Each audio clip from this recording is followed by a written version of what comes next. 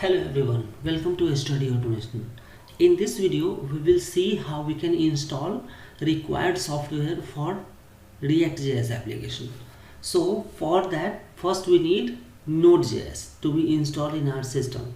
So what we will do, we can write here Node.js download, and then we will go on nodejs.org, and here we can see, we can click on download, and then you will see this page. Here we have window installer, Mac installer, and then source code.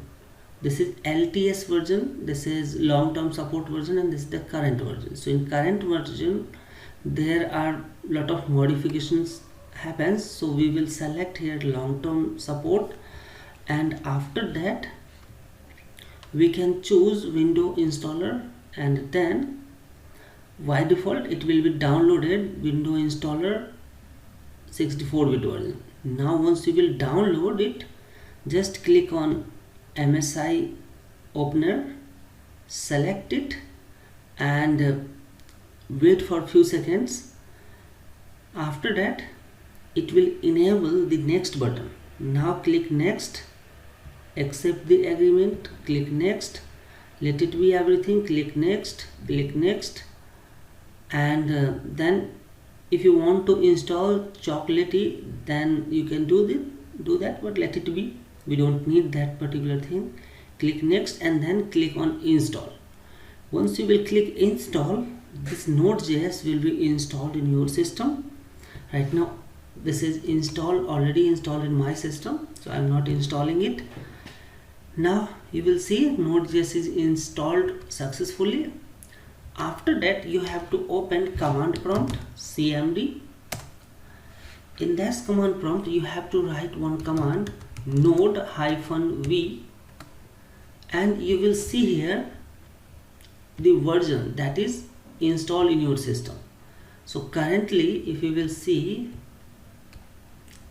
current version is Node V 14.16.1, but in my system here I have 14.16.0. that doesn't matter, but the thing is, you will see once you will write Node V, you will see the version.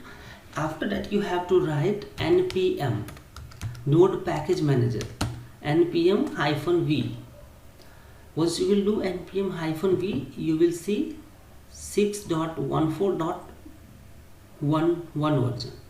So npm is basically node package manager, which is used to install required libraries for Node.js or ReactJS or any kind of JS application.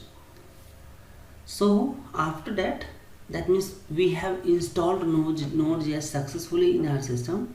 In the next video we will create ReactJS project, and then we will see a small demo on that. Thank you for watching this video.